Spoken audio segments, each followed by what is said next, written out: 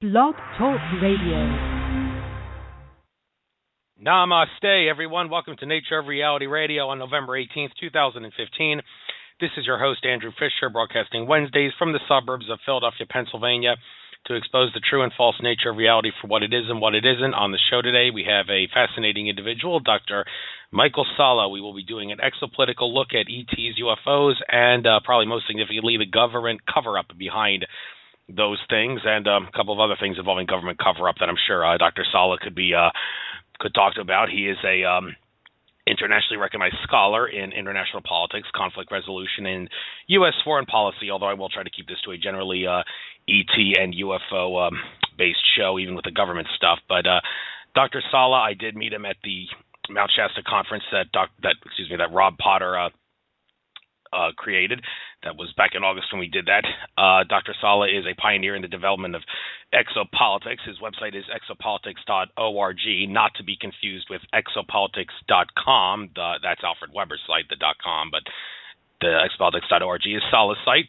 And his interest in exopolitics, which is the political study of the key actors, institutions, and processes associated with extraterrestrial life, that interest had evolved out of his investigation into the sources of international conflict and its relationship to an extraterrestrial presence that is not acknowledged to the general public, elected officials, or even senior military officials. He has written several books. I'll give him the chance to talk about each of those books in detail as I have him on the show. There are two numbers in the area code here, 253 area code and also 808 area code. I'm going to guess Dr. Salla is the 808 area code because 253 has actually called in long before the show. By the way, we'll be taking callers in this show, but not until 7:15 p.m. Eastern. That's an hour and 14 minutes from now. So please do hang on if you want to talk. I will let you on if I see you in the queue, and 253 and 808 area codes. I'll have to check which one of you is Dr. Salla. But first, before I do that, I will, as always, start with the news courtesy of Alex Jones and Company at InfoWars. Top stories, exclusive. InfoWars on the scene at terrorist raid, films body bags. Okay, I'm guessing this is something going on in Europe because the InfoWars reporters watching some of the short videos on this about after the whole Paris terrorist attacks incident, they went up there. They were in Paris. They also spent a little bit of time in Belgium. And, no question, this Paris attack is definitely a government-staged false flag. The simple clue there is the whole ISIS connection, ISIS, ISIL, IS, Al-Qaeda, whatever you want to call it. They're funded and controlled by Western-backed governments like the U.S. government, the Israeli government, the government of Saudi Arabia, Qatar, Turkey, France, the U.K., and, of course, all those governments, including the governments that are not allied with us, so to speak, are funded and controlled by the New World Order, which has extraterrestrial connections. So I guess I just implied that the Paris attacks were staged by extraterrestrials, and that's very appropriate considering that yesterday, in those weekly emails I get from Sheldon Neidl, the contactee of the Galactic Federation of Light, this is not the malevolent Galactic Federation of Light. This is the strictly benevolent Galactic Federation of Light that he's in contact with. They actually made it clear, his ET contacts, that the Paris attacks were government staged. Of course, who's going to believe ET contacts? Well, a lot of people wouldn't because that's too far out. But InfoWars, I'm not ashamed to use them as a news source because even though they do have a bad rap by those who are anti-conspiracy theorists, so to speak, they do cite their sources, and they've done a pretty good job of this researching this Paris thing. So definitely a staged event to justify taking away liberties, and of course, it happened not too far away from, not too soon before the climate change conference. And of course, climate change is one great big plot, a great big lie to brainwash us into thinking that man-made activities are the cause of global warming or climate change, whatever you want to call the lie. So we need to give up our rights and liberties and such to save the earth, as they say. It's all a scam, and this terrorist attack was, among other things, used to bring attention to that. So folks, don't fall for the loss of liberties brainwashing. Don't fall for the climate change brainwashing. It's all a scam. All right, let me do the rest of these stories on the fly here. I will make sure to get Dr. Salla on no later than 10 after the hour, 6:10 p.m. Eastern, although I'm sure I'll be able to get him on a little sooner. But with that said, next article, soccer fans at second stadium boo, moment of silence for Paris. Okay, every fan would have their own reason for booing what is supposed to be a moment of silence. Maybe they are waking up to the lie not very shocking there. I mean, after the Madrid bombings happened, a lot of people in Spain, well, a very significant percentage of Spain, realized that those attacks were staged, in contrast to the small percentage of Americans who realized that 9/11 was staged. Not necessarily trying to say Americans are stupid and Europeans are smart. I'm not going to debate that whole issue over who's smarter than the other, but sometimes certain people will realize the truth, some people weren't, and our job is to wake up those that don't realize the truth. All right, next article. Honduras arrests U.S.-bound Syrian refugees with stolen passports. Yes, this whole thing about letting refugees into nations, I've seen all sorts of debates on this, on petitions that I get through email and such. Some of the petitions say, everybody's equal, everybody has equal rights, make sure you let the Syrian refugees and other refugees into the nation. Well, other people realize, no, you do have rights like that. You do have the right to travel and all, but you have to understand there is a plot to bring migrants into nations in America and Europe, a New World Order plot to use those migrants and bring them in and unsecure the borders to bring them in and destroy the economy of the country and take our jobs and all the other bad things that migrants can do as part of this Cloward and Piven conspiracy. And because of that, it is perfectly reasonable to secure the borders and do a vetting process on everybody that comes through. As long as this conspiracy to use migrants to destroy the economies of countries is going on, you got to secure the border. And you got to do a vetting process, and that does, I regret to say, mean not let the Syrian refugees in. It's a agree to disagree issue of monumental proportions in the present time, but I do hope by reasoning will inspire most of you to understand letting Syrian refugees and illegal immigrants into nations at this point is not a good idea without a vetting process. All right, next article. Congress creates transgender task force. Transgender task force. I don't have time to look into what that is. You guys can look on your own, but the fact that Congress was create something that's transgender makes you wonder if it's maybe some sort of divide and conquer tactic. All right, next article. U.S. housing starts to fall to 7-month low. Permits rise, a sign that the economy is on the verge of crashing. It's been said by some people, including Alex Collier, who was at that Mount Shasta conference, that there is going to be a plan soon to dump the dollar and release new currency, and all debts will be eliminated too. But unfortunately, we'd have to go through a Great Depression of sorts, and America would pay the price. Hopefully, it wouldn't be a long one if that happens. So, well, I'm prepared. I bought $2,000 worth of storable food, got lots of gold and silver, and, well, I'm prepared. Hopefully, the rest of you can prepare too. Our next article, overwhelmed NSA surprised to discover its own surveillance gold mine on Venezuela's oil executives. Well, it doesn't really matter who the oil executives or what country they're from, because the NSA is spying on the whole world. So the NSA is surprised to discover its own surveillance gold mine. They're already spying on everything, so I don't understand why this would be surprising, or they have a gold mine on everything. So all right, you guys can do the research. I got to do one more article here. Feds, ISIS may be our ally someday. Oh, they think we're that stupid. They are our ally. We fund them and we control them, and they're used to take down countries. I think I already explained that now, didn't I? All right, enough of that. Let's got a bunch of people in the queue now. Again, I will be taking calls at 7:15 p.m. Eastern, which is in an hour and 7 minutes. So please stay in the queue. Don't hang up. I'll get you on. But right now, I got to find out which one of you is Dr. Salla. Area code 808. Is this Dr. Michael Salla? Indeed it is, Andrew. How are you? Aloha. Awesome. Got you on the first try.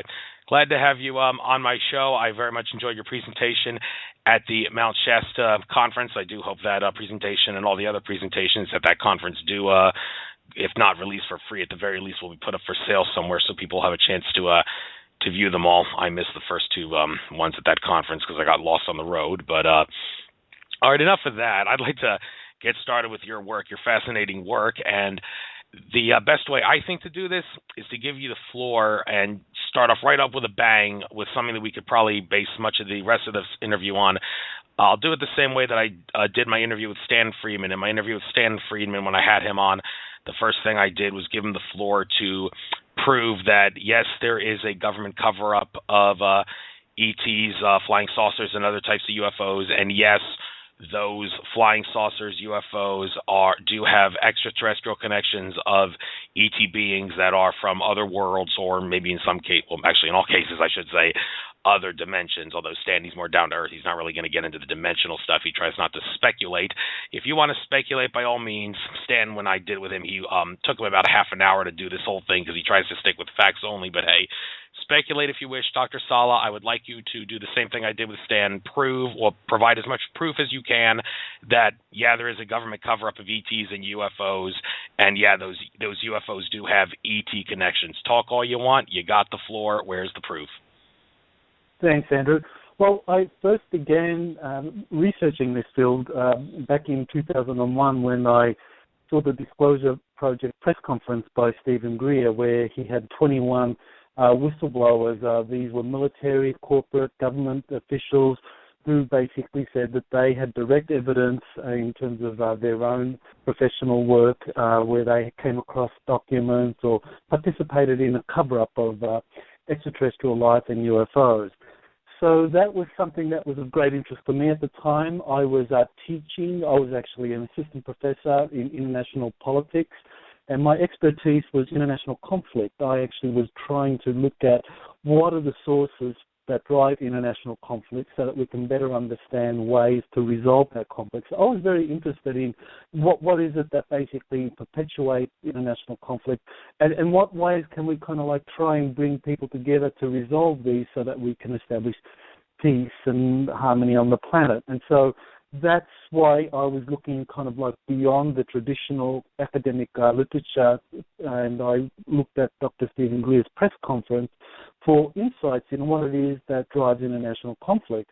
And one of the things that immediately became apparent to me when I looked at the evidence in the terms of the whistleblower testimonies was that there was this force driving international conflict behind the scenes.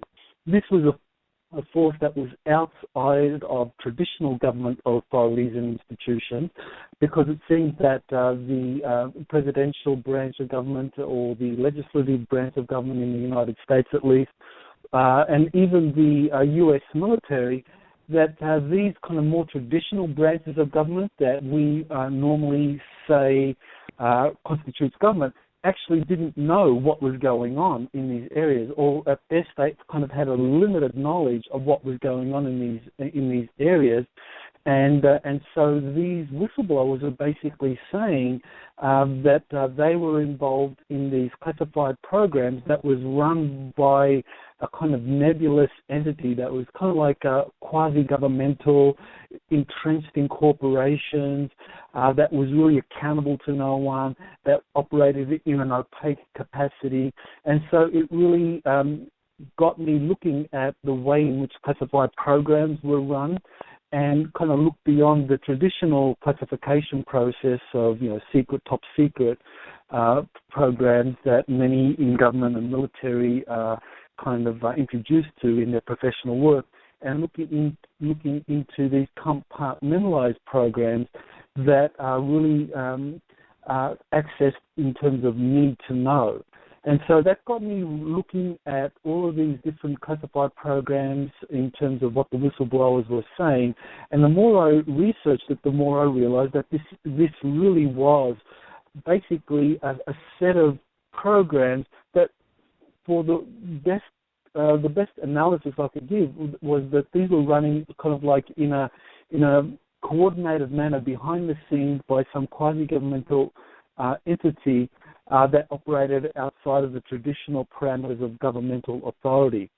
And so this helped me in my own academic research in answering the question, well, why is it that international conflict continues in the way it does? It's because this kind of third force, if you like, or this quasi-governmental corporate structure that operates behind the scenes basically pulls the strings of international conflict so that it can conduct its classified programs. And one of the more important papers I did back in when I first began writing on this field was a research into the black budget. And basically what I found was that there was a black budget that was running at roughly $1.7 trillion a year that dwarfed the Pentagon budget at the time, and that this was a budget that could not be explained by the Inspector General of the Department of Defense. It was also something that Donald Rumsfeld, as many people are aware, was talking about on September 10th of 2001, the day before the false flag attacks. And that kind of like really helps us understand the importance of this vast black budget in the way it is accumulated and kind of like siphoned through various various branches of government and ultimately through the Department of Defense into these black projects that are all being conducted off the books. So essentially, my conclusion at the end of my research was that you have all of these compartmentalized programs that are budgeted or funded by this enormous black budget, which is done kind of off the books through funds that are generated by the CIA, predominantly the various branches of the CIA, the clandestine services branch and the counterintelligence branch are the ones that are most dominant in the generation of this black budget. They siphon this budget through the Department of Defense into these various compartmentalized programs, and the people who have control over these compartmentalized programs are not people in the Department of Defense or in the presidential branch or legislative branch, but they belong to this kind of quasi-governmental corporate structure that people give it many names. Majestic 12 is one name that's given to it.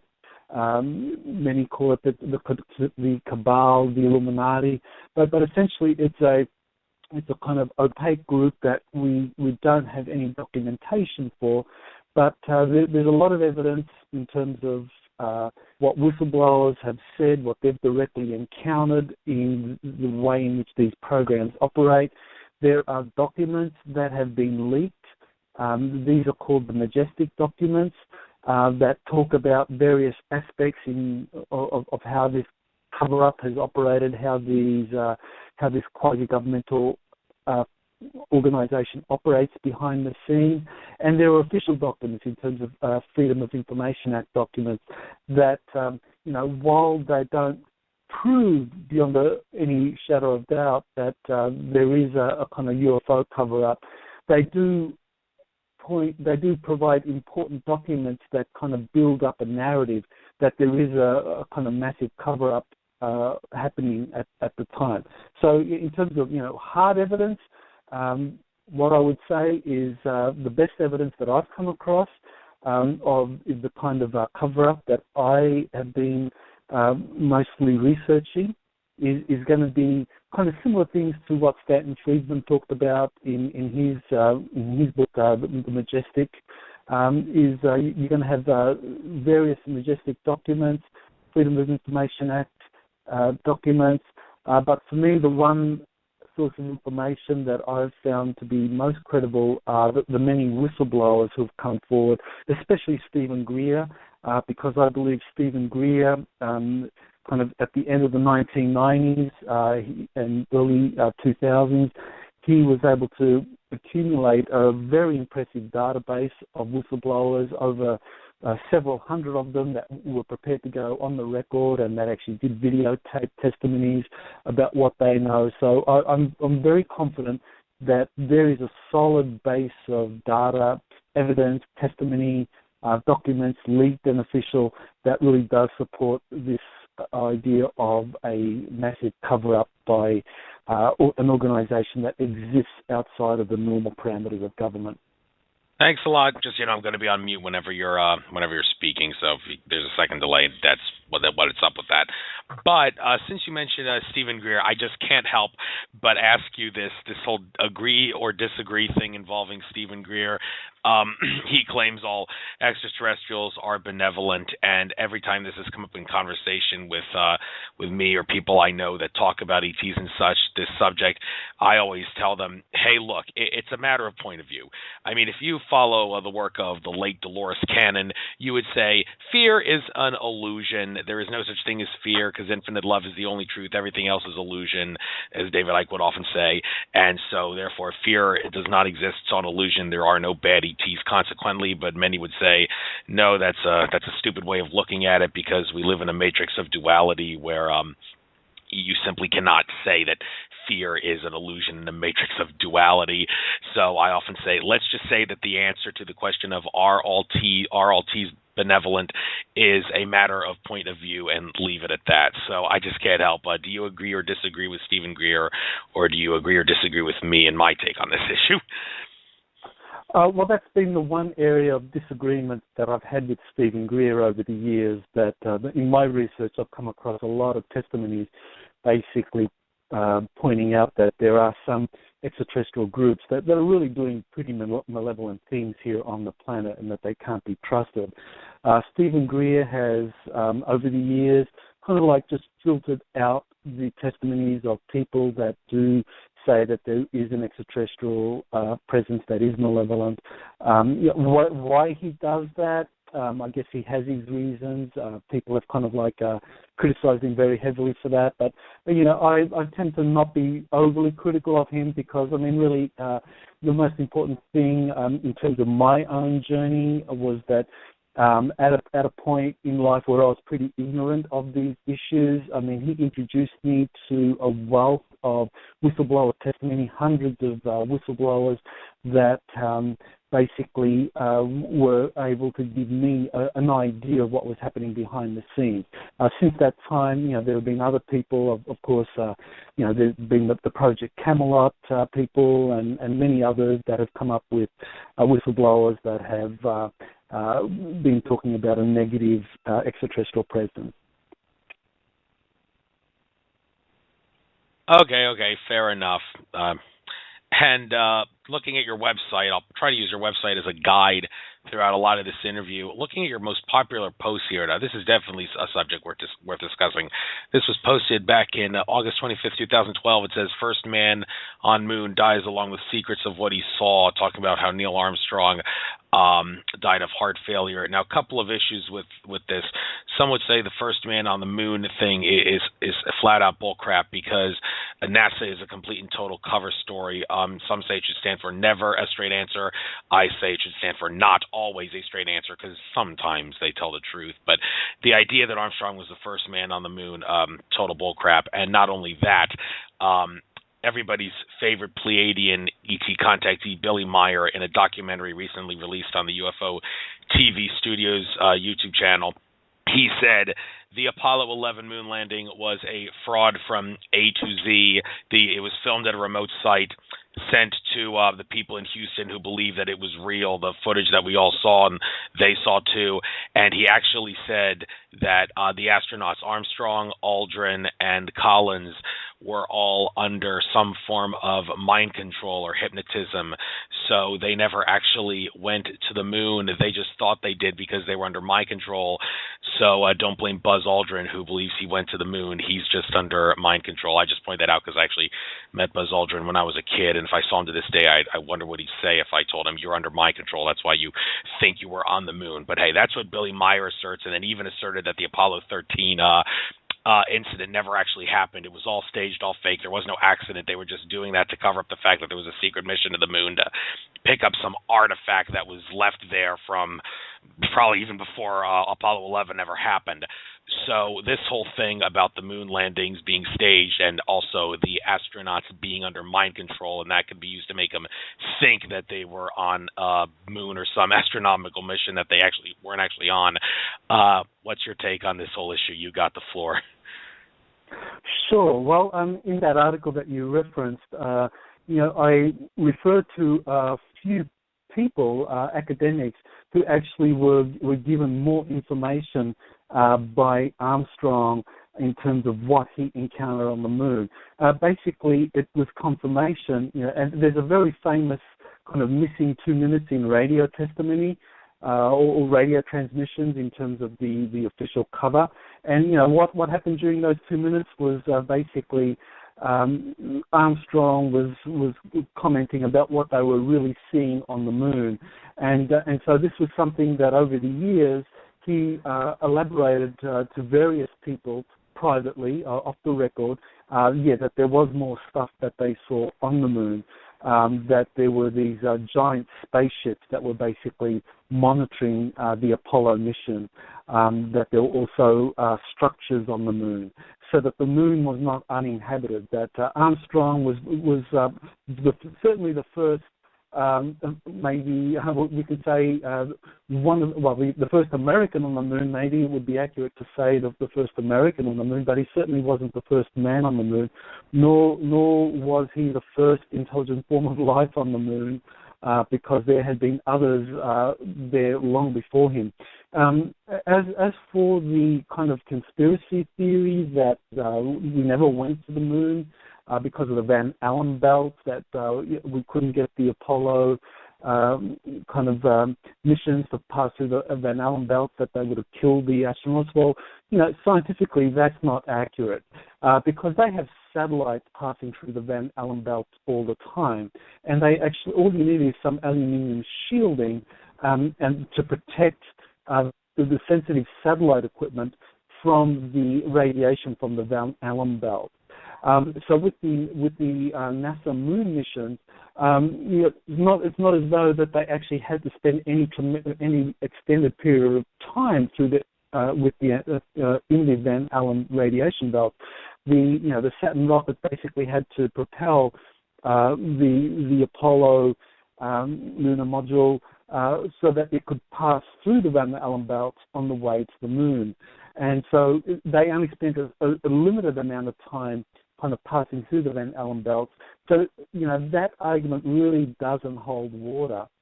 And the thing is, there were a total of 5 missions. You count Apollo 11, 12, 14, 15, 16, and 17. How many is that? 6 missions, maybe. They all went to the moon. And all of these astronauts recall going to the moon and having experiences there. When it comes to exactly what they saw on the moon and describing that, that's where you kind of have stories about, were they exposed to mind control? Were they intimidated into silence? I think that it's fair game to kind of ask those questions. Because there's certainly a degree of intimidation involved, and as that article where we referred to Neil Armstrong, I mean, he was threatened. He was very clearly threatened to be silent about what he saw. That if he wasn't silent, that family members would be eliminated. So that's very different to the charge of mind control, because mind control would be basically parodying a particular set of beliefs. But when you're threatened into silence, you clearly have knowledge of what you saw or what you experienced that is a threat to someone that wants to keep that silent. So finally, I mean, you did mention the Billy Meyer case, and Billy Meyer saying that we never went to the moon. What I would basically venture here is that I think Billy Meyer was telling the truth of what he had been told by the Pleiadians. But the question that I would raise is, were the Pleiadians who they claimed to be, or were they themselves basically deceiving Meyer so that they would be feeding him a lot of disinformation that could then just kind of increase a lot of conflict or create a lot of confusion on the planet when it comes to these kinds of issues. And I raise that because, and maybe this is something we'll get into later, as you know, I've been working closely with Corey Goode, a secret space program whistleblower, and he says that he came across documents and actually had direct personal experience where there were a group of inner Earth beings. The best way to describe them is kind of like an ancient breakaway civilization from the Earth's surface that have established bases in the underground of the Earth, and that they would present themselves to the surface people on the Earth as extraterrestrials. And also that he talks about a breakaway Nazi or German secret society group that also would basically meet people on the Earth's surface and say that they were from other worlds or from the Pleiades and so forth. So it's very possible that the beings that Billy Meyer says contacted him, the Plajarans or whatever he wants to call them, weren't in fact from the Pleiades or any other star system, that they were either Nazis or German secret society members, or possibly representatives of inner Earth civilization pretending to be extraterrestrials. Yeah, when you're talking about using ET contactees as a source, there's a lot of discernment you got to use there. But one thing I do want to get your take on, in my interview with John Lear, he asserted, I don't remember off the top of my head which astronaut he says was a source for this. It might have been Edgar Mitchell, but he talked about how the sky on the moon is actually a saffron yellow color, and if that is the case, then there's a lot of astronauts, former astronauts, and current and former NASA officials who have a lot of explaining to do about what the video of the moon landings we saw actually were. The whole idea behind staging the moon landings, why would we do that? Well, actually, as the story goes, according to some people that Project Camelot interviewed, Bill Ryan talks about this guy who gave him a blank stare after he was asked, did you go to the moon? He said, yeah, but it wasn't that simple. We had to use never-before-seen technology that many of us didn't know existed. We were all compartmentalized, and then we found out about this secret technology, and I think he said, well, I never at any point was told that ETs gave us this technology, but that is the word on the street. We did go to the moon with the use of ET technology, but all the video footage was faked. And if John Lear is right when he says the sky on the moon is a saffron yellow color and the moon does have a bit of an atmosphere, then, well, there's, like I said, a lot of people at NASA have explaining to do. Any take on Lear's claim there? Well, I don't know of any whistleblower, or I can't really give any more kind of insight into his claim that the atmosphere or the sky on the moon, when seen from the surface, appears to be kind of some saffron yellow color or anything like that. But I do know that there have been a number of people that have talked about their experiences while taken to the moon, that there are a lot of structures on the moon, many different groups have a presence on the moon, that the first humans, at least in terms of our civilization, that establish a presence on the moon, actually can be dated back to the German secret societies and the Nazis that established the way civilization in the kind of early to mid 1940s, and that they established a presence on the moon because they had negotiated treaties with one of the extraterrestrial groups that were up there. So there's certainly a lot of evidence that there's many different groups up there, that they've established habitats, bases there, that there are some domes up there. Whether any of these domes might be have kind of illuminated yellow surfaces, I don't know. But yeah, that's the kind of best I can answer for you to that question. No problem. Thanks for trying. Certainly, a lot of people would debate as to whether or not that's a genuine photo or not that Lear showed. But I'd like to get on with some of the stuff you talk about in some of your books, specifically 2009 book, Exposing U.S. Government Policies on ET Life. It says you revealed how the world's most powerful nation secretly manages information concerning ET life and technology. Well, when it comes to how they keep it a secret, well, first of all, compartmentalization, and second of all, if anyone tries to expose the truth, the government will probably come up to them and say, we're going to murder you and your wife and kids if you don't expose our conspiracy, so you keep your mouth shut. Is that understood? I mean, that in a nutshell, my understanding of it is how they keep that a secret, and even if the word gets out, a lot of people in the general public won't believe it. Well, it's obviously a lot more complicated than that, so I'd like to give you the chance to talk about all the kinks and all the ins and outs and go into much greater detail as to how they would keep that a secret, or how they would keep people from becoming aware of it if the word gets out by whistleblowers. Sure. Well, the one of the things to keep in mind here is that this is something that dates back to the very early days when it comes to covering up this issue of UFOs, extraterrestrial life, or evidence of advanced civilizations in the Earth's interior, that there was a group called the Psychological Strategy Board that was established during the Truman administration, and later that was renamed the Operations Coordinating Board during the Eisenhower administration, and that was operating. And that was basically an entity that was a kind of intergovernmental agency that was focused on psychological operations to basically convince the American public that there was no truth to this issue of extraterrestrial life. And so basically they had at their disposal a wide range of psychological warfare tools to discredit this issue. And there is the Durant report, which is a very nice kind of succinct summary of a way in which you can very easily discredit this field of research amongst professionals. Basically, the Durant report is a good one for anyone in your audience that wants to know, well, how would this kind of cover-up be successfully done if, you have a lot of very smart people out there who could work things out. How could the cover-up have lasted so many years? Well, the Durant report really describes how it could be done successfully. It basically describes the cover-up in terms of this phenomenon really being a phenomenon for kind of kooks and conspiracy theories, and that anyone involved in it is basically not a serious researcher. Now, for that, what that means is that for any scientist or any journalist, immediately if they begin talking about this, about this cover-up, they're going to be branded with these kooky conspiracy theories.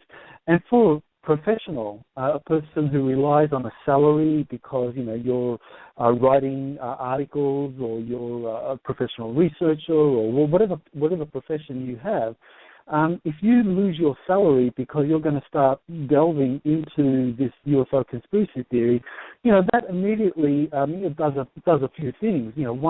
One is it means that you're deprived of a livelihood. Two, it means that you're immediately discredited amongst your peers.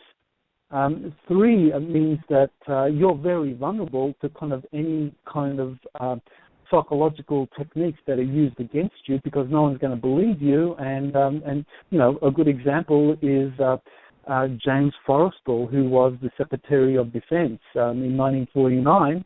When he started to buck the system and wanted to kind of like spill the beans on what he was experiencing, they used a lot of psychological warfare techniques on him and basically convinced the public that this man, the Secretary of Defense, who was basically running the Pentagon, only a month or two after he was forced to resign, was committed to the Bethesda Naval facility for mental stress and a breakdown, and then committed suicide. So they have very effective techniques that they can use against anyone who is a threat to them in revealing the truth. And if they could eliminate a Secretary of Defense, well, how easy is it going to be for them to eliminate any other government official or university professor or anyone who has any kind of clout who wants to expose this cover-up?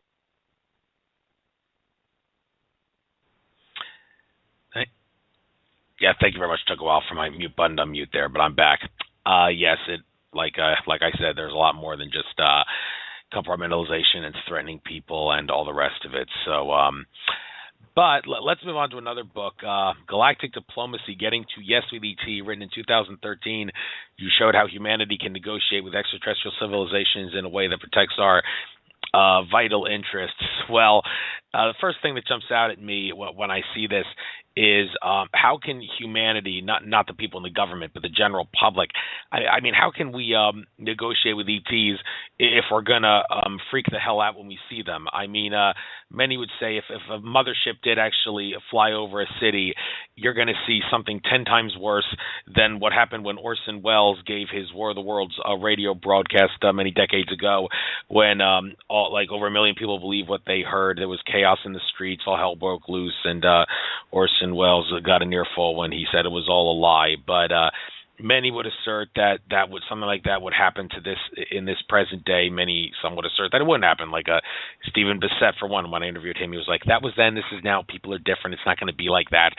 But like I said, a lot of people would disagree. So how can humanity negotiate with ET civilizations in a way that protects our vital interests when there's going to be chaos in the streets when people see the ETs have landed? Well, in that book, what I do is basically differentiate between two types of diplomacy. There's the official diplomacy, and then there's the non-official diplomacy, or citizen diplomacy, if you like. And in the book, I describe both types, how official diplomacy has been happening behind the scenes, how there have been face-to-face meetings between senior government officials and various representatives of extraterrestrial races, and I talk about the evidence in terms of whistleblowers and documents and so forth, and that say that President Eisenhower had at least 2 meetings with ambassadors from different extraterrestrial civilizations to kind of discuss various agreements and the aspects of those agreements. So there's official diplomacy, and that continues up to the present day, and there's been a lot of that has been happening. But in that book, what I spend a lot of time focusing on is citizen diplomacy, which is when you actually have extraterrestrials meeting with private citizens. And the thing is that this has been going on also for a long time, because extraterrestrials that look at our planet, they're not silly. They're not stupid. They look at our planet and they realize that you have a planet of over 7 billion people. And that basically, that 7 million people are kept in the dark about the greater galactic reality, and that there's only a very small percentage of the population that is in control of these issues, and basically use all sorts of kind of criminal actions to keep the majority of the planet in the dark about this, and that the majority of the planet really are decent people who have kind of empathy for others and want to make the world a better place. But it's only that kind of criminal class, less than 1%, maybe it's 0.1%, that truly are criminal and want to basically, tear the house down to kind of keep control of things. And so the extraterrestrials that are monitoring our world, they've had face-to-face meetings with, countless number of contactees. So in that book, what I do is basically describe 19 different extraterrestrial races in terms of how much contact they've had with either governments or with private citizens. And the book tries to describe, who are the good guys, who are the bad guys, who's kind of largely indifferent in this whole equation.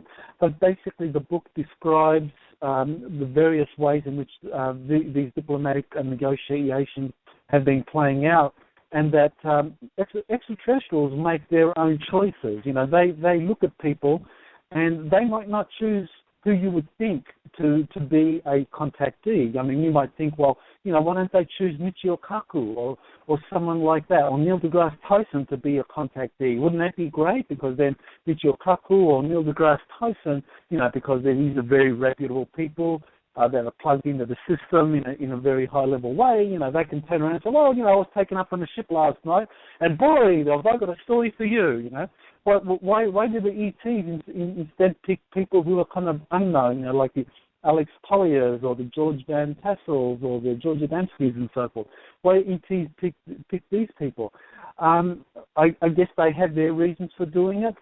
Maybe they pick people on the basis of integrity, or maybe they pick it on the basis of their starseed lineage.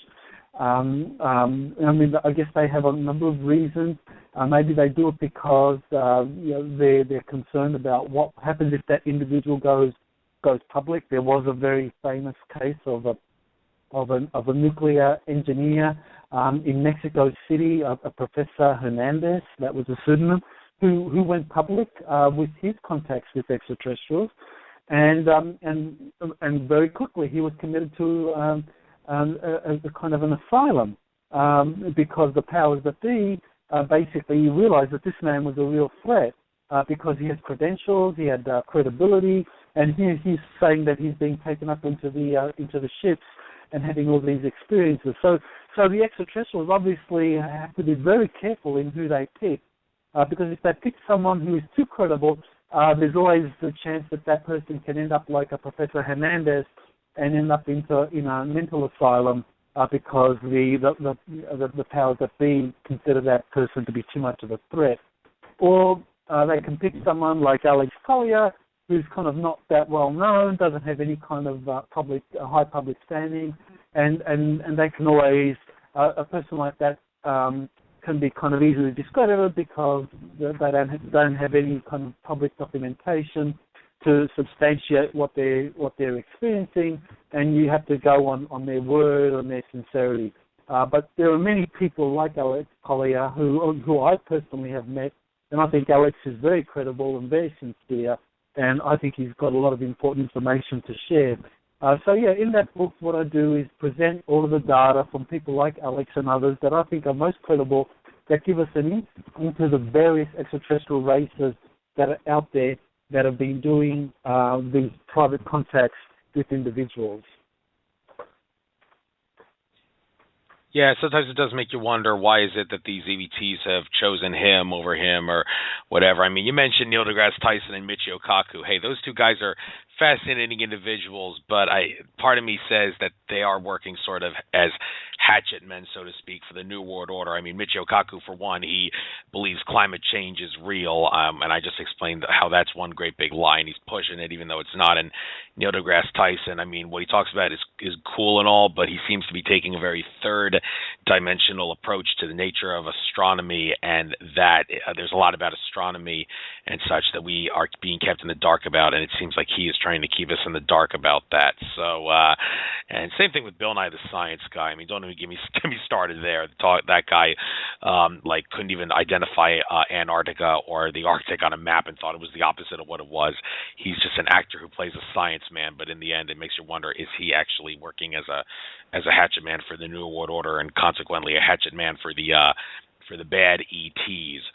But actually, I'll get to the bad ETs in a little bit. But before that, one more thing about protecting our vital interests that you mentioned in this description here. It says our vital interests on Earth, one of our biggest vital interests, no question, is that we need to get rid of the technology that we currently have and replace it with technology that would make things like oil totally obsolete.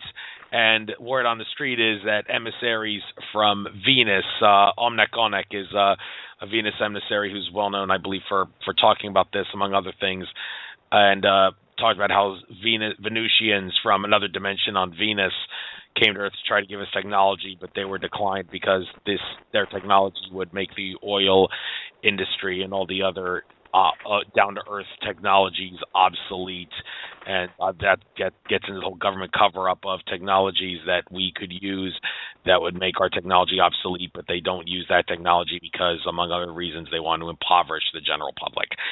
So how could we communicate with ETs to protect our vital interests when our biggest vital interest, well, one of the biggest, of getting rid of obsolete technology isn't going to happen because the powers that be don't want it to happen? Well, it's true what you're saying, that the powers that be don't want a lot of these advanced technologies being developed at all. But nevertheless, a lot of the contactees have talked about and have taken some kind of steps in revealing the existence of these advanced technologies, such as free energy, or even kind of alternative healing modalities like holographic healing. There is advanced technologies that could kind of render the pharmaceutical industry obsolete overnight. There's a lot of technologies that could make the fossil fuel industry redundant overnight. And, these technologies are things that a lot of contactees have been given information about, that a lot of the inventors that have been working on various free energy technologies have themselves contactees, or at least have been helped in developing these technologies behind the scenes by different ET groups. And people have been kind of repressed from going public with these technologies. But I think now what we are seeing is that at this point in our history, it's becoming harder and harder to suppress these technologies. There is people like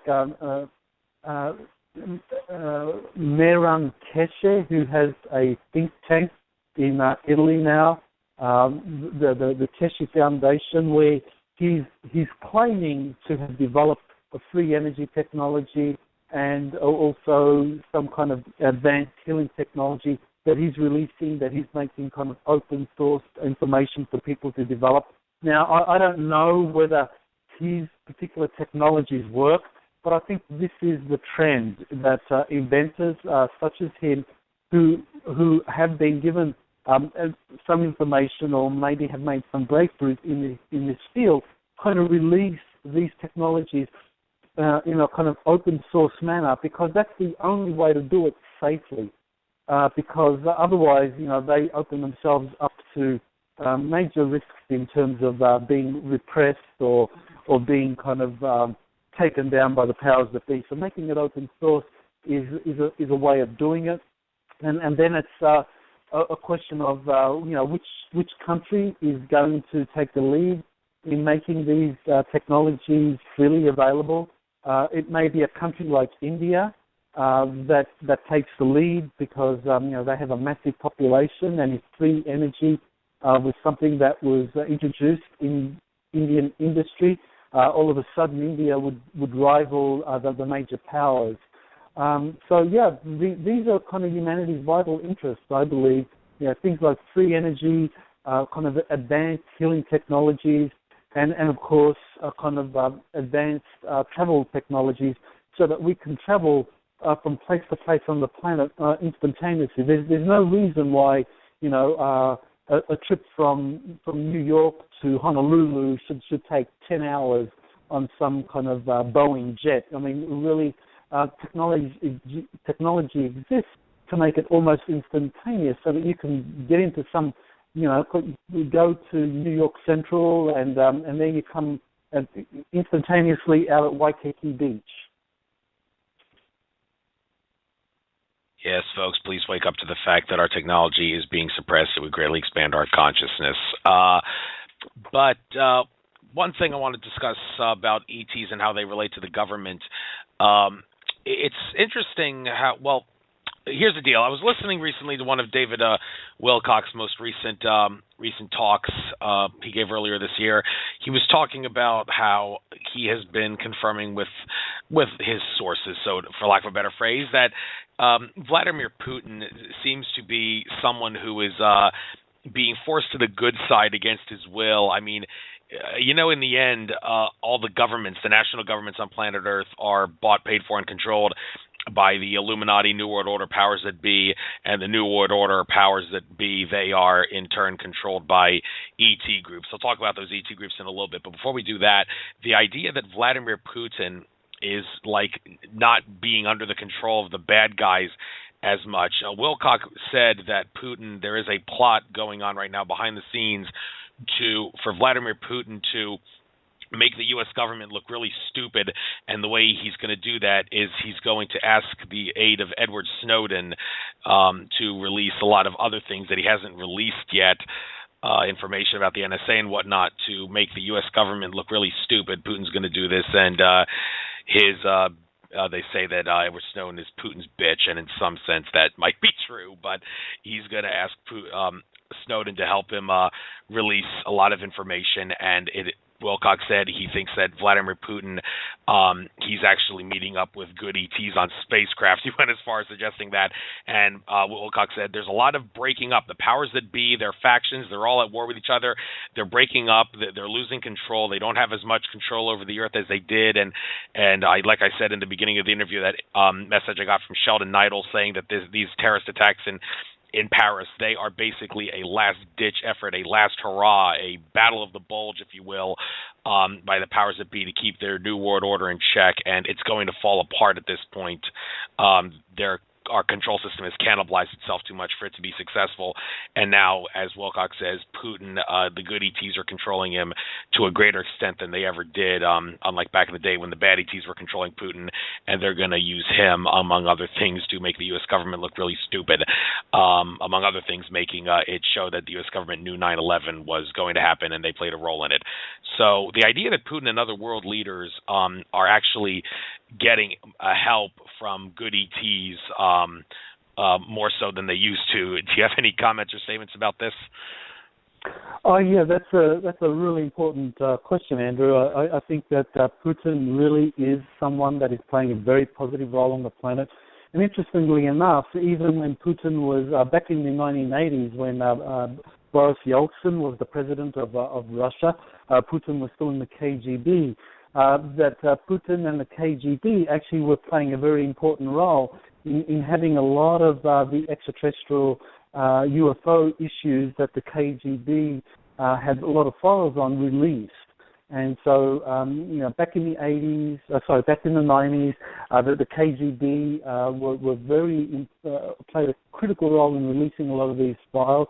You might remember a documentary that Roger Moore did about the Soviet or KGB files, which kind of like really spilled the beans on a lot of the projects. Well, this was information that was being deliberately released to the West.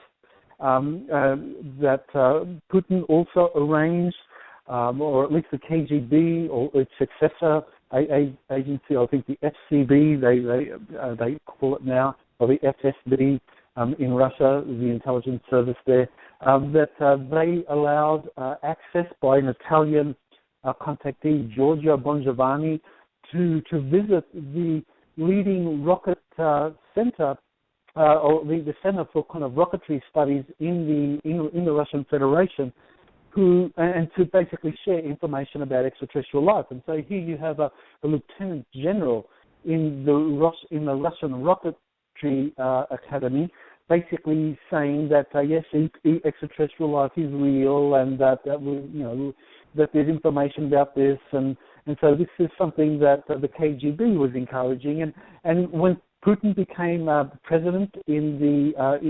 1999-2000, after Yeltsin resigned, Putin has allowed information about extraterrestrials to kind of slowly be leaked through the Russian media. For example, the Prime Minister of Russia, Prime Minister Medvedev, basically said on tape that there are files that every Russian president is given access to once they begin their term of office. Two files. One deals with nuclear secrets, and the other deals with extraterrestrial secrets. So this is something that you can kind of like look at historically in terms of the role Putin and the KGB and Russia have played in releasing information over the last couple of decades concerning extraterrestrial life. But more recently, what has emerged is that Putin apparently has been playing a very important role in countering the kind of New World Order agenda or the powers that be. Well, I kind of like refer to them generally as, say, the Cabal, the Illuminati. This is a kind of hidden third force that operates behind the scenes of all governments. That is by no means is President Obama or the Rockefeller or a family in charge of the United States. That it's this Cabal Illuminati that operates behind the scenes, and that they are truly a transnational grouping that goes across any national boundary in terms of their ultimate allegiance, that they are truly following their own agenda, and if China suits their agenda, then they will make China the new superpower, which is what we are seeing happening now. But essentially, I think that that this transnational entity is something that Putin has realized just through doing a kind of very basic kind of cost-benefit analysis for the future of the Russian Federation, is something that is inimical to the kind of future that he would like Russia to have. And I think that he sees, as well as many people, white hats, if you want to call them white hats, within the U.S. kind of bureaucracy, people in the Pentagon, you look ahead and see, well, what's going to happen if the Cabal, the Illuminati get their way in kind of making all of this a kind of transnational effort whereby all of these compartmentalized projects are run behind the scenes for the next decade or two, and that they bring on board artificial intelligence and other kind of quantum computer technologies to basically run the planet using these advanced quantum computer artificial intelligence technologies. I think that Putin, the White Hats in the Pentagon, understand that basically U.S. sovereignty, Russian sovereignty, and that civil liberties would be a thing of the past, that essentially this would be very, very dangerous. And so they've decided to ally themselves with positive extraterrestrial groups that are warning them about the dangers of artificial intelligence, that are warning them about the dangers of transhumanism, warning them about the plans that the Cabal Illuminati have in agreement with some negative extraterrestrial groups, and are basically saying that you've got to get the truth out. You've got your best defense is to be go on the offense when it comes to the disclosure issue, and I think that's what we're seeing with Putin and the others. We are seeing Putin. I believe he's going to be playing a much stronger role in releasing information about extraterrestrial life, about secret space programs, about ancient civilizations that are basically living in these kind of underground areas of the planet Earth. And I think that we're going to be seeing this happening very soon, and it's very, very possible that either it's going to be through Edward Snowden, it could be through WikiLeaks, or it could be through some other avenue, whereby a lot of documents are going to be released, basically revealing the truth. And I think that this is how Putin and his supporters are going to be operating to kind of get the word out. I sure hope you and David Wilcock and others are right when they say that will happen. The sooner it happens, the better. I mean, if I saw Edward Snowden, I'd tell him, dude, I love you, man, but could you just release everything all at once for a change and stop releasing everything bit by bit? I mean, he's got his own excuse and his own reasons for doing that. One reason I've heard people say is he's using the information as a shield around him, basically telling the world or his enemies, stay away from me. If you hurt me, I'm going to release information that looks bad. And I mean, although I still don't understand why he can't just release everything at once then, because then nobody's going to, what one might say, nobody's going to bother him if he releases everything. But hey, I respect his decision. Even though I kind of disagree with that regard, I do respect it. But just so you know, in about 13 minutes, I'd like to start taking some calls. I have a couple of people in the queue. But before we do that, we might as well do a segment talking about specifically which malevolent ET groups are here and how much control they have. Like I said, one reason Vladimir Putin is, sort of seeming to be turning to the good side is because the bad ETs have lost control over him and some other world leaders for that matter.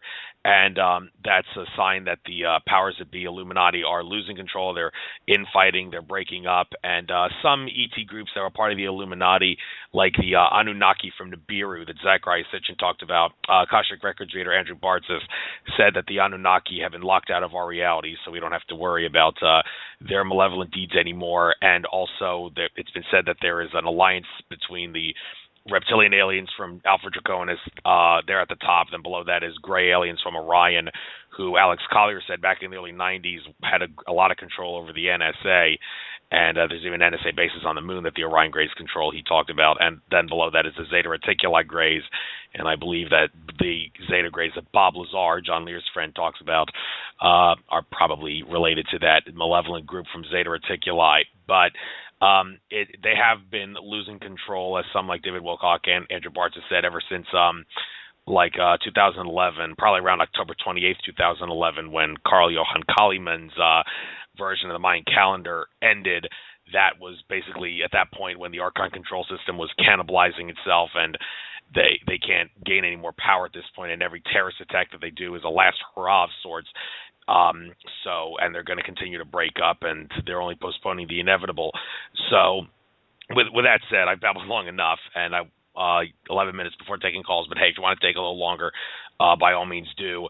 What do you have to say about the general idea that, like, the bad ET groups, like Greys, Reptilians, or the Anunnaki, that they're either being locked out of our reality or are breaking up and losing power gradually over the course of time? Can you perhaps, aside from giving your take on that, provide any evidence that that is actually happening? Sure. Well, I think the big clue that the powers that be are losing control is just the number of whistleblowers that are coming forward. Because in the past, the way in which they've been able to maintain the secrecy is to intimidate and silence anyone that had information about these compartmentalized projects and to basically prevent them from coming forward. But now what we're seeing is kind of like a lot of whistleblowers coming forward talking about these secret space programs and talking about the various alliances between various shadowy entities with other extraterrestrial groups. And the ones that you mentioned, they're the ones that I've come across in my research in terms of the Draconians and the Greys as being two of the groups that are really have been big factors in the kind of control system that has been here for a long time. In particular, the Draconians. They seem to be the ones that have been calling the shots for a long time, but they themselves have been under the control of other more powerful beings. I mean, the Draconians, and Alex Collier talked about, as does Corey Good, and others talked about this. The Draconians have kind of like two classes. They have a soldier class, and then they have a kind of ruling class. And the ruling class are more like dragons. They're kind of like much bigger and much more kind of psychically evolved. That psychically they have the power to kind of like stand in front of someone and make them believe that they're kind of seeing something else. But psychically they are very powerful beings. And these beings are the ones that have been kind of calling the shots behind the scenes for a long, long time. There have been other groups. You mentioned the Anunnaki, Nibiru. There have been other groups that have been part of the kind of control system, and they've had their turf wars. That it's not a kind of smooth system. It's not a centralized system. It's one way of understanding it is kind of like comparing it to the way in which drug cartels operate, or comparing it to the way in which mafia families operate. One mafia family or one drug cartel, might rise to a dominant position, but then another one might kind of rise up and challenge it and then take over. That I think that this has been the way in which these different ET groups have operated. That it might be one faction of reptilians or draconians that kind of rise, and then another faction that comes along. Maybe they have different groups supporting them, like the Anunnaki, and then another group, maybe the Orion Greys, come along, and they're top dog for a while. So I think this is the way in which the control system has operated for a long, long time. But I think you're right to point to 2011, 2012. Some say also that these were critical years. It's interesting you mentioned Carl Johan Kalaman, that many people kind of aren't really aware of his research, but he said that the Mayan calendar, that the real Mayan calendar ended 2011, and that this would begin a new age where we would kind of like rise in consciousness. And that does seem to kind of fit with the facts that this seems to have been a kind of turning point in consciousness around that time, 2011. A lot of things happened, and certainly the power of the Draconians seemed to be eclipsed.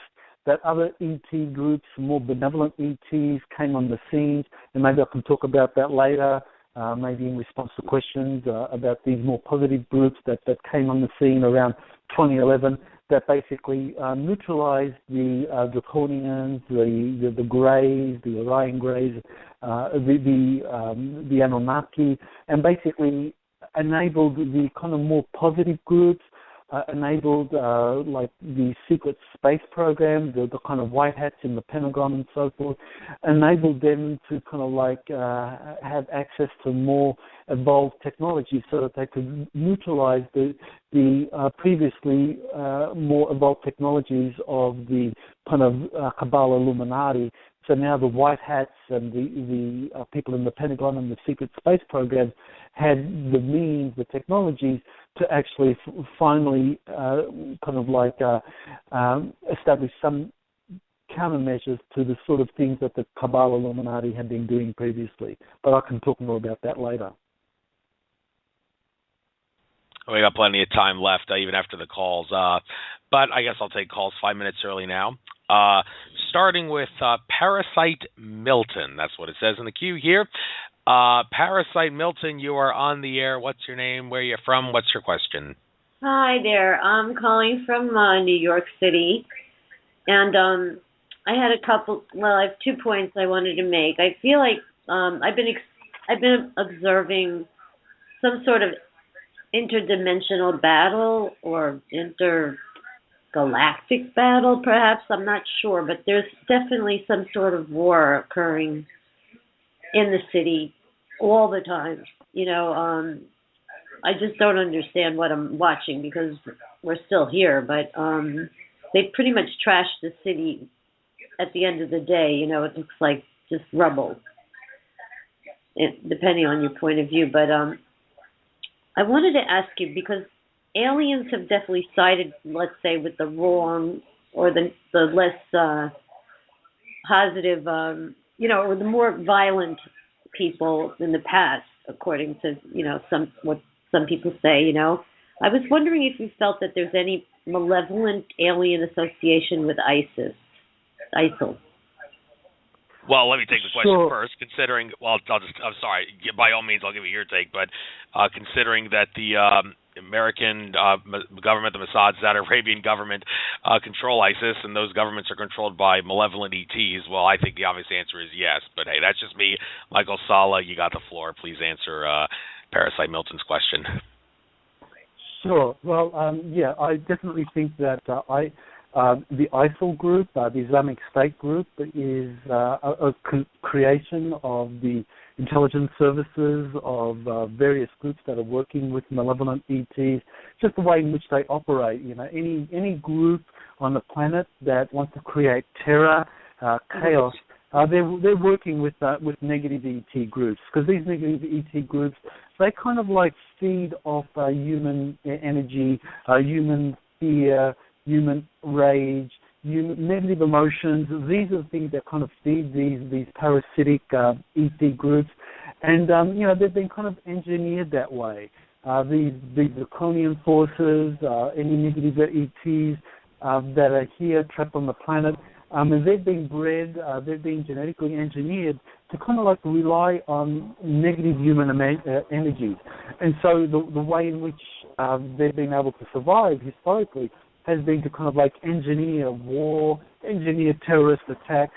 And so we're seeing ISIL, the Islamic State, as being the kind of latest incarnation of how these groups work. And you're quite right, I agree with you, Andrew, that Saudi Arabia is really behind this. They along with the Mossad, unfortunately, the Turkish government is also playing a role in facilitating this, the ISIL group, as well as the CIA's clandestine services branch, that they're all basically enabling ISIS or the ISIL group to basically manufacture this. And, I think it's important to say that, we really got to keep in mind that the name ISIS is very different. That's the name of an ancient kind of goddess energy from Mesopotamia. And historically, she was a very positive, kind of like an Earth Mother type force, a very positive force. And so I think that the way in which the mass media depicts the Islamic State, came up with that acronym of ISIS. I think that was designed to kind of like create this kind of human animosity towards the name ISIS that really does has a more positive connotation. Interesting.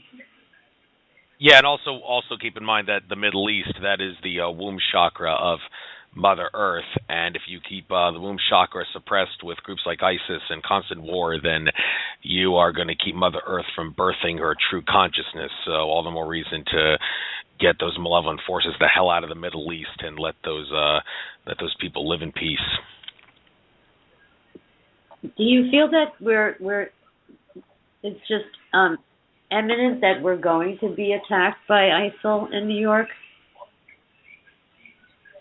Personally, I think that the U.S.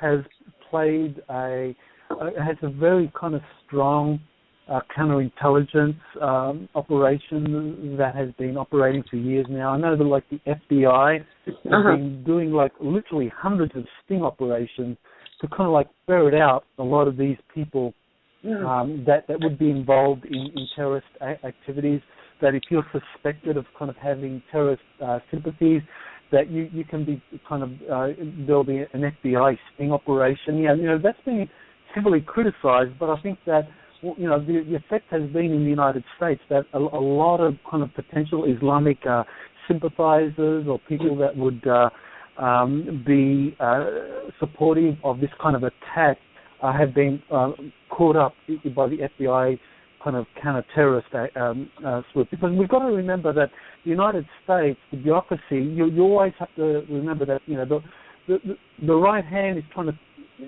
keep an eye on what the left hand is doing. That, yes, you do have the Cabal and the Illuminati doing all sorts of sinister things through various branches of government, but you also have good guys in the various branches, in the various bureaucracies. And the FBI traditionally has played a kind of more positive role in trying to maintain kind of surveillance of what the CIA has been doing, or what the NSA is doing, or what the NRO are up to. So you do have these countervailing forces. There's a balance. Good guys and bad guys do various things. So I think in the United States, that the good guys have done a pretty thorough job in preventing the kind of Cabal Illuminati in positioning their assets to conduct any kind of major terrorist activities in the United States. But Europe, they haven't been doing that, and I think we are seeing that the Europeans are going to be going through a very kind of bad phase now with these terrorist attacks. But I think the Europeans will very quickly, their kind of law enforcement activities will go into high gear in ferreting out these guys. But unfortunately, like the Saudis have been funding these kind of radical mosques in Belgium and other places of Europe, and because the Saudis have protected the kind of radical imams or preachers in these mosques, these guys have been able to get away with radicalizing the Muslim communities there. But now the law enforcement forces are going to crack down on these radical mosques and these Saudi kind of affiliated preachers that are kind of preaching the pro-ISIS or pro-ISIL kind of ideologies. And so I think we're going to see that Europe is going to kind of clean up its act pretty quickly and clean up a lot of these radical mosques that the Saudis and others have been kind of secretly funding. Oh, your mouth to God's ears. We can only hope, right? Yep, we can hope. And if we keep thinking positive, then only positive things can come. So, that's a fundamental world, the law of attraction. So, anything else? That's it. Well, I just was wondering if he had any insight to if there's going to be any damage due to these intergalactic type of war, or if he has any knowledge of these battles. Well, most of the battles, battles that you think of in the past, is my understanding, I'll give Dr. Salla a chance, but they are supposed to happen either in another realm or dimension, because you have to understand ETs, they come from different dimensions, not necessarily the third dimension we are in, but even if they are in this dimension, it's supposed to happen way out in the away from the atmosphere of the Earth, where we would not be affected by it. That's my understanding anyway. But Dr. Salla, how do you answer the question of how do the ETs fight with each other without freaking out the human race? Right, okay. Well, I think the main thing to keep in mind here is this idea of kind of as above, so below. That at the moment there have been really concerted efforts by the Cabal Illuminati to kind of engineer another world war, World War III. Now, they've tried to kind of like, get Russia to kind of be attacked by NATO, and Ukraine was totally contrived to basically suck Russia into a confrontation with NATO. But Putin played a very clever game there in making sure that wouldn't happen. There was another effort to contrive the Third World War by having the U.S. and Israel and its allies attack Iran. Again, there were very sane heads kind of like prevented that from happening, and now Iran is basically at the negotiating table with the U.S. and the other allied powers to bring peace to Syria and to Iraq. So basically the efforts by the Cabal, the Illuminati, to engineer another Third World War have failed, and now what's happening is basically it's like now you have a kind of growing international alliance which is going to clean up the ISIL kind of Islamic State terrorist activities in Syria and Iraq. And so these efforts to contrive a Third World War, rather than kind of like dividing the nations and getting them to kind of head to head, have actually had the reverse effect. That they've actually had the Russians and the French and the British and the United States all coming together now saying, okay, we're going to cooperate now. We're going to clean up the Islamic State in Syria and in Iraq and basically bring peace to the Middle East. Now, that's important because I think what that does is that mirrors what has been happening in a wider galactic sense, because each of these factions, each of these countries, major countries, have their own extraterrestrial groups behind them, and you can be very sure that if Russia went to war against NATO, or if the United States and Israel and its allies attacked Iran, and that there was a Third World War as the Russians and the Chinese would have come to the defense of Iran, that there would have been different extraterrestrial groups that would have gone to war with each other in the greater galactic scene. But the fact that didn't happen is that what you are seeing now in the Middle East is that there are kind of a lot of police actions now being taken by a consortium, by an alliance of Western nations and of course countries like Iran, who are all collaborating now in these police actions to clean up the terrorists in these countries. And so I think that kind of reflects what is happening at a greater galactic level, that a lot of the ET groups have now kind of come to agreement, they've come to consensus. Okay, they've agreed that they're going to clean up the planet Earth, they're going to remove the threat of the Cabal, the Illuminati, how the Cabal Illuminati have been kind of manufacturing third kind of false flag attacks and terrorist attacks. They're removing all of that to kind of like bring about a kind of greater peace on the planet. So, and I think once they've achieved that, then we are ready for disclosure. And do you think we're going to bring about the disclosure, or the ETs are going to be so obvious that it's just inevitable? It's going to be us. It is. It has been happening. I mean, all of the whistleblowers that have come forward, as well as the contactees, the people that we've been talking about throughout this show, people like Alex Collier or Corey Good or many other contactees who have come forward, the people that Stephen Greer interviewed in his disclosure interviews, the Project Camelot whistleblowers, all of these people, they are all part of the disclosure process. So disclosure has happened for many of us. Many people that have read this literature, disclosure is not something that's going to happen when the government kind of like, spills the beans. That's going to be for people that are being basically not paying attention. But for many of us, disclosure has already happened. So when I think what's going to happen is that when the documents become available, many people are going to go through a very rapid learning cycle because these documents will become available. The mass media is going to start talking about it. All of a sudden, major kind of institutions or the scientific community, legislatures and the bureaucracy are going to start saying, oh, well, this stuff is real. This has been really going on. And they're going to kind of get up to speed. But a lot of us already have been paying attention. We're already prepared. So we're going to be able to connect the dots as all of these documents are released and educate others, because when the government or when these documents are released and going to be leaked, there's going to need to be a lot of analysis, a lot of connection between hundreds or maybe thousands of documents giving different pieces of the puzzle as to what's been going on these classified programs. And then once humanity has prepared itself through the disclosure, through these documents, through people in the secret space programs coming forward and revealing what they know of these programs, then I think that's when the extraterrestrials are going to show up. So that way, that's going to prevent humanity kind of looking to the extraterrestrials as being our saviors, as having being the ones that disclose the truth to us. It's going to be we ourselves, through the White Hats, through the whistleblowers, through the contactees, that reveal the truth.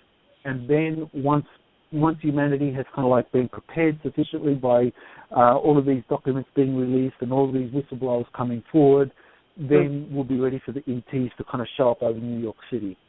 But how do you feel? What do you feel their agenda is to come here? What is their plan? Are they visiting? Are they going to stay? Are they on vacation? What's their agenda? If you have any insight to that. Okay, well, their agendas are as varied as the agendas of Americans going to any Middle Eastern countries. Some people can go there for very positive intentions, to help. Other people can go there with very dark agendas to kind of like really, bring the house down crashing. And others can go there just to have a good time, to be a tourist or catch up with the ancient culture. So, the ETs, I think that they are kind of in a way kind of mirrors of us in terms of their aspirations, their motivations for why they come here. I see.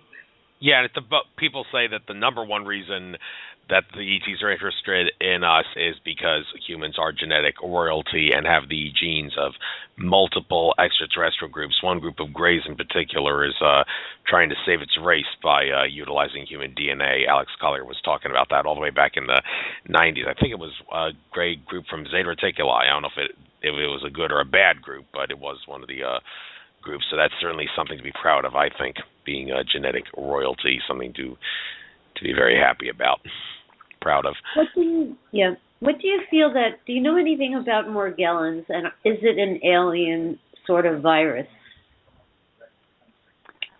Yes, I've come across that information.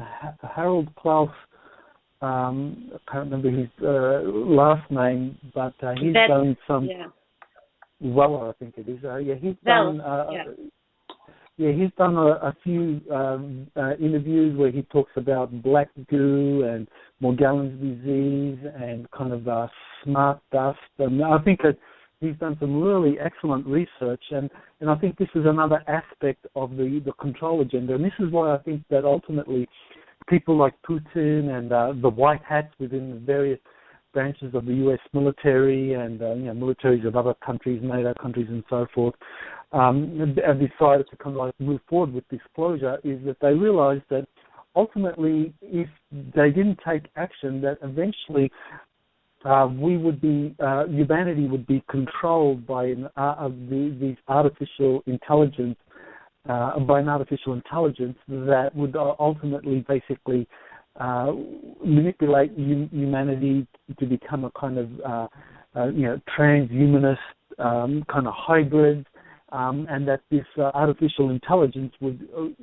ultimately lead to any sovereignty that we have, whether it's as individuals or as nation states with our own kind of distinctive histories and constitutions and cultures and heritage, that all of that would be redundant under a new world order that is controlled by these transnational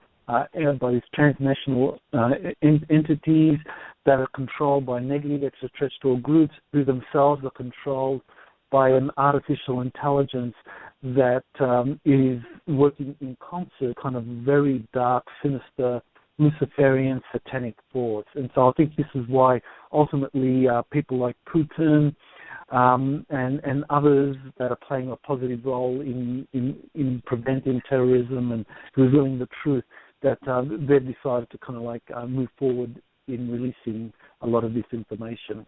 Yes, let's hope they find an antidote. Thank you so much for your feedback. It was excellent. Thank you for calling in. You had some very interesting questions there worth discussing. Call in anytime. Oh, you've been great. Excellent. Thank you so much. Thanks for calling. Take care. Namaste. You Later. too. Bye-bye. Aloha. Bye. Okay, so now we're going to go to the next caller. Area code 563. You are on the air. What's your name? Where you're from? What's your question? Or are you just listening? Area code 563. Going once. Going twice. 3, 2, 1. I guess you're just listening. All right, so let's, I guess, get back on with the show subjects. Just so you know, we have 30 minutes and 20 seconds until the live feed is up. We can go a little bit past 8 o'clock if you have to finish up a thought or something, but I like to try to keep my shows to 2 hours. So I guess let's move on to your another one of your books, Kennedy's Last Stand, Eisenhower, UFOs, MJ-12, and JFK Assassination, written in 2013.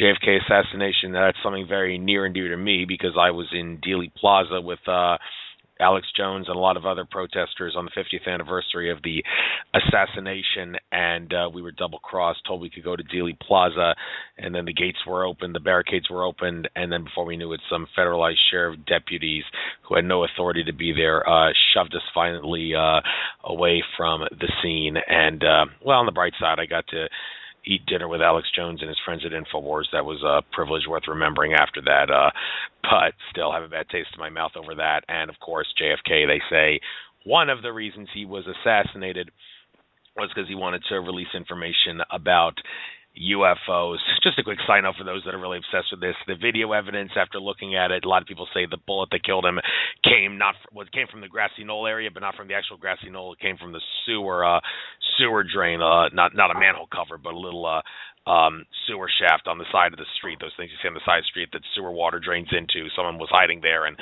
shot him. That's where the evidence shows the bullet came from. And JFK, in a sense, he killed himself because, as Andrew Bartz has said, he violated his soul contract with the bad souls that he was under contract with, that the bullet to the head was an unintended consequence, basically saying, you got to die at this point because you violated your soul contract with the bad ETs you contracted with.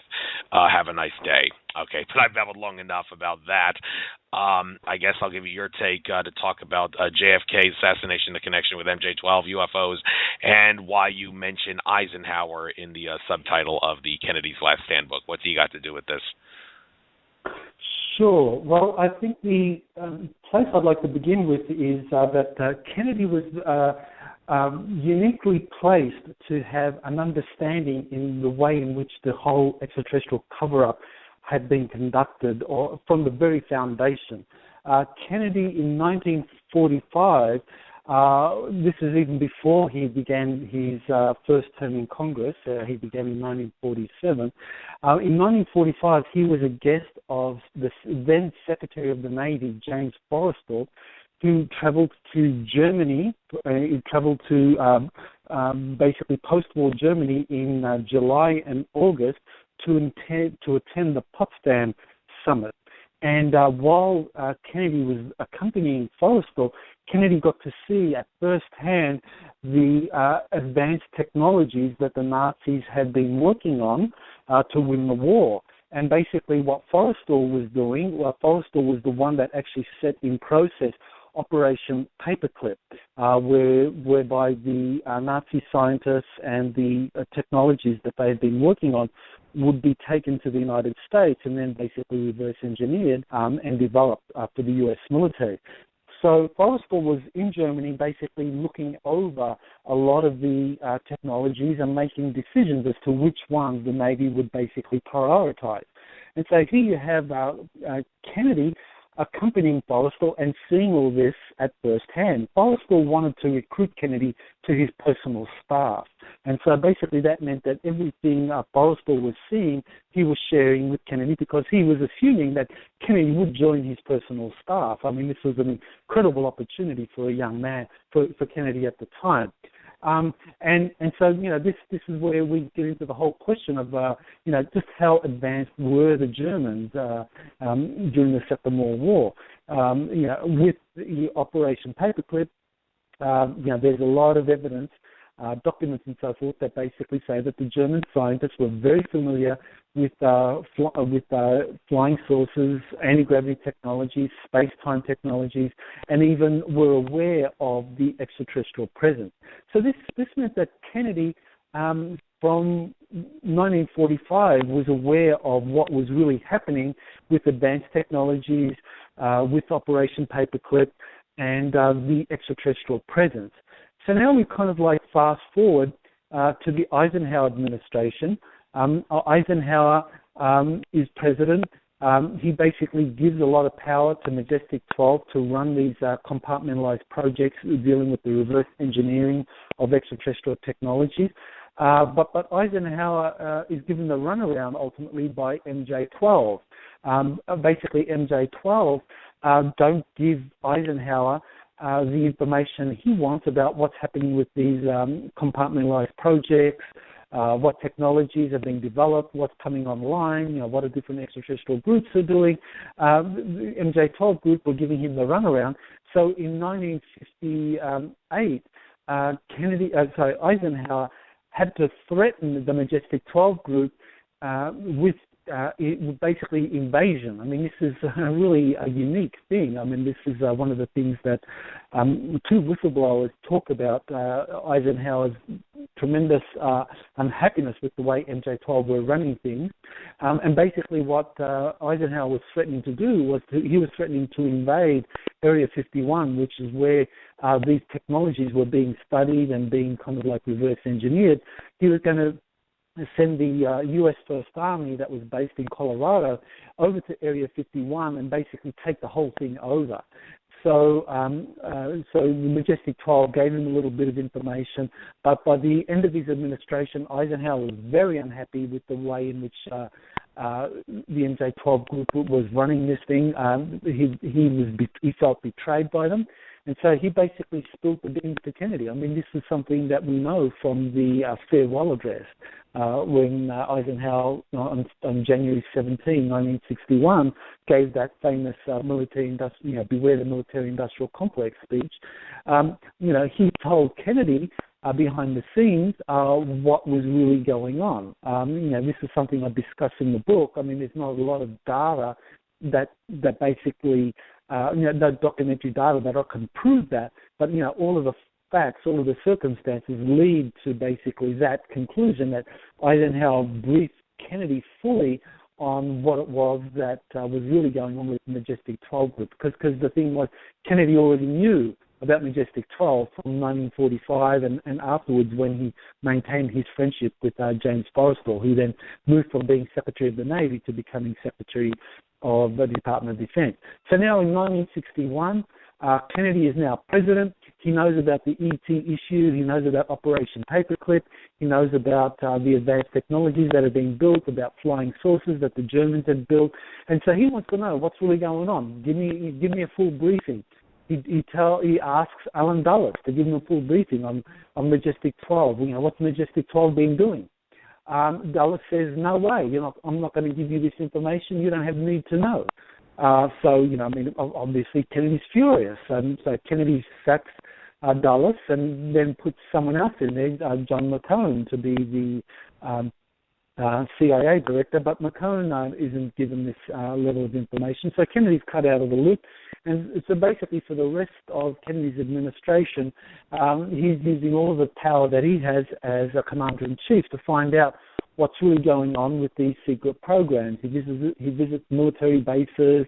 He goes, visits, and has meetings with the Operation Paperclip scientists to find out, what they've been doing, what's really going on. And then finally, in September of 1963, he comes up with his final plan, which is to basically set up a joint cooperative initiative with the Soviet Union in sending astronauts and cosmonauts into space and to the moon. So you see here, Kennedy in September 1963 kind of does a a kind of full 180. When he first came to office, he was talking about a space race and sending Americans to the moon. By 1963, after he was given the runaround by the CIA and Majestic 12, Kennedy's now saying let's cooperate with the Soviet Union in sending men to the moon. So that's a big turnaround. And then at first, Nikita Khrushchev, who was the Soviet premier at the time, didn't know what to make of Kennedy's offer. He had to work out, was Kennedy sincere? Was this some sort of American trap? But by the time he realized Kennedy was sincere, that was later in November 11, November 12 of 1963. That's when Khrushchev finally agreed to cooperate with Kennedy on joint space and lunar missions between the Soviet Union and the United States. And that's when Kennedy then basically issued a number of documents that have been leaked or officially released, which show that he then basically asked the NASA and the CIA to cooperate with the Soviet Union in joint space missions, and that's where basically that's what led to the trigger that was the trigger event for the CIA moving into action with a assassination plan that had been earlier put together by Allen Dulles in 1961, and of course that led to the CIA Clandestine Services Division and the Counterintelligence Division orchestrating an elaborate assassination plan whereby Kennedy was killed. And a lot of people have done incredible research on that, and you can maybe talk more about the how it all happened. But I have been kind of like focusing much more on why it happened. Right, and I'd like to switch gears just for the sake of time. Very important subject that needs discussion. It's also very near and dear to my heart because I know someone who's a member of the Mars Society, and the Mars Society believes the mainstream science lies about Mars. But looking at your website here, a couple of new articles. The U.S. Congress passes bill protecting slave labor on Mars and corporate space colonies. And there's another article here saying German secret societies colonized Mars in the 1940s. And I learned a little bit about the Mars Secret Space Program from my interview with Andrew Basiago last half hour or so of the interview. He talked about how, he was on a mission to Mars. Also, Barack Obama, real name Barry Soetoro, was in the secret space program to Mars with Basiago, and Basiago said, yes, Mars, it's not like what we're told it's like. It's not the reddish color we're told. It looks more like the desert of Arizona. The sky on Mars is actually a baby blue color, and you can survive on Mars without a spacesuit. It would be a little harder to breathe, and you would eventually suffer a little bit of pain in your muscles and such because the oxygen level is lower, but you're not going to die of suffocation. You don't necessarily need a spacesuit. And he said there are five main species of ETs on Mars. The primary one is a big, buff, muscular, bald-headed, human-like ET. Sort of looks like Dr. Evil from the Austin Powers series, but a lot more serious-looking, a lot more muscular. It has its own version of gray aliens as well, and also some really, really small creatures, like maybe a few inches tall, that are sort of like human-like, I guess. And Andrew Basiago said, I feel guilty. I may have actually killed a couple stepping on him when I was on Mars. But other than that, there's also a lot of predators on Mars. Alfred Weber talked about that in my interview with him. He's got a book that talks about all sorts of creatures on Mars, not just synthesized ones that were created through genetic splicing and all, but real predator-like creatures on Mars, which is a male energy dominant planet, unlike a feminine energy Mother Earth. So you can expect a little more predators there. But for all intents and purposes, Mars is a planet in a coma. That's one reason it's in such terrible shape and doesn't have a lot of water and everything like that. So, all right, but I've babbled long enough giving my take. It's just, 17 minutes till the live feed is up. What can you tell us about colonies on Mars, not just from America and Germany, but other nations? Talk about this, please. Well, the colonies on Mars, that is something that is a huge question. I mean, when did these colonies begin? The information I have comes from a few whistleblowers that have talked about the role of Germany and the Nazi SS in being able to survive the war through their advanced technologies and secret bases that they had established in Antarctica and in South America.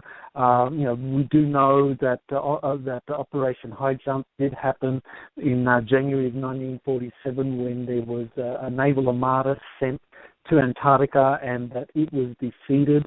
And so that's a very good point to historical data point for saying that, okay, there was a presence in Antarctica that was powerful enough to defeat, according to the sources or the whistleblowers that I've been kind of talking with, that force was derived from German secret societies and the Nazi SS that had established these bases there in Antarctica and South America, and that they had successfully developed flying saucer technologies that enabled them to then establish bases on the moon, and then they used the bases on the moon to then establish bases on Mars. And that's when they began establishing colonies on Mars. And what the Germans encountered on Mars were two extraterrestrial species, intelligent extraterrestrial species that they had to battle with. One was the reptilian species, and the other was an insectoid species. And both of them were very intelligent. And the Germans said that when they the German secret societies, as they developed their bases in various locations on Mars, that they had to basically battle for supremacy against these extraterrestrial beings. Well, let me interrupt you for a second. That reminds me of something Alfred Weber said in one of his recent interviews about how, even though there may have been a battle, it's sort of become a little separated now because those reptilians and those insectoid-like aliens, the mantids, specifically, they are not native to Mars. They've just colonized it as part of Galactic Empire colonization. Alfred Weber says those, the reptilians and the mantids, they have bases at the poles on Mars, and all the human-like colonies, they are more towards the equator of Mars. Is there any truth value to that, do you think? Well, there is some truth to that. According to Corey Good, who is the secret space program whistleblower that I've kind of been working with pretty closely the last few months, the equatorial region up until the 20th parallel, both north and south, is pretty inhospitable to establishing bases because they have these huge dust storms that carry electrical charges, lightning storms that are so powerful that any kind of electronics, even though it's underground, kind of gets fried by that. So that the German secret societies, they realized that they had to go into the kind of into the more temperate zones that were kind of north of the 20th parallel and established their bases there. And when they went there, that they encountered the kind of intelligent Martians, the kind of insectoids and the reptilians who kind of lived in these more hospitable regions. So there's a certain degree of truth there that certain regions of Mars are more likely where you're going to find these these extraterrestrial races with bases. But what happened with the German secret societies was that in the battles with the Martians, that they were losing a lot of people, a lot of resources. And so in the 1950s, when the Germans were able to do successful overflights of Washington, D.C. and New York City, that they got the U.S. Government to agree to work with the German secret societies in basically doing a lot of things in the solar system. And basically what the Germans did was through Operation Paperclip, they were able to successfully infiltrate industrial complex. And so the German secret societies and the Nazi SS through Operation Paperclip were able to establish a foothold in the U.S. military-industrial complex, and over the years, they were able to exercise control over that. And basically, this is why U.S. corporations are so important to the way in which Majestic 12 and the German secret societies have been operating. So anyway, in the late 1950s, through their agreements with the U.S. military-industrial complex, the Germans were able to get an infusion of American personnel, American resources on Mars to help them establish these big Martian bases. So now the Germans and the Americans are full allies. in establishing bases on Mars, bases on the Moon. The Germans turned over their main base on the Moon, which they called Moon Base Alpha. They turned it over to the United States, and then that base became known as Lunar Operations Command. A couple of whistleblowers, another one, Randy Kramer, maybe you've interviewed him or plan to interview him. He's a good one to interview with operations on Mars and on the Moon, because he spent 17 years on Mars, and he has a detailed knowledge of the way in which the insectoids and the reptilians operated on Mars. I mean, the thing with Andy Basiago and Brett Stillings, and even then Bernard Mendez, is that these people only spent short periods of time on Mars. Randy Kramer spent 17 years on Mars. Michael Roth spent 20 years on Mars, and Corey Good was on Mars for multiple trips. But these are the people that I think are going to give us a really good overview of what was happening on Mars. But basically, you have the involvement of the military-industrial complex, U.S. corporations building these bases on Mars. And what they did was, because these corporations had been taken over by the German secret societies and the Nazi SS, basically their work practices were the same as what was happening in Nazi Germany, which was slave labor. So basically what you had was a lot of people were taken to Mars through various compartmentalized projects in the United States or in Europe under false pretenses, or either kind of forcibly conscripted, taken to Mars and used as slave labor. And so that means from the late 50s right through to the present era, there's been a lot of slave labor that has been used on Mars, and that these are being run by various U.S. corporations or European corporations that have been kind of fully involved in these secret Mars colonies. So this takes us to this legislation that was just passed by the U.S. Congress, and actually today, November 18, both the Congress and the Senate have reached agreement on their respective bills. They reconciled them, and so those bills have now been passed, and now they've been forwarded to President Obama, and in the next day or two, that bill will be signed by President Obama and will become official law. And in that article you referenced from my website, exopolitics.org, where I talked about the ramifications of the passage of that bill. The important thing, when you look at that bill, when you look closely at the language in that bill, it basically makes it clear that this bill is intended to remove any government oversight from the way in which space mining is conducted, and to remove any harmful interference by any international actor at all in the way in which space activities are conducted by these U.S. corporations. And so effectively what that bill does is that if you accept that there have been these Mars colonies since the late 1950s, and that U.S. corporations have been involved ever since, and that they use slave labor, that means that there have been a lot of crimes that have been committed on Mars through corporations. And, what would happen with disclosure? Well, obviously with disclosure, as these files come forward, as the truth is revealed, people are going to learn that, we've had colonies on Mars since since the late 50s, and the various corporations and officials were aware and were involved in these, and that these were basically abusing people up there, that this was slave labor up there. These are crimes against humanity. These people need to be punished. We need to get the International Criminal Court involved in this, in prosecuting these officials. Now the problem is with the passage of this piece of legislation, which basically says that all space activities that U.S. corporations are involved in are now under the jurisdiction of the U.S. federal court system.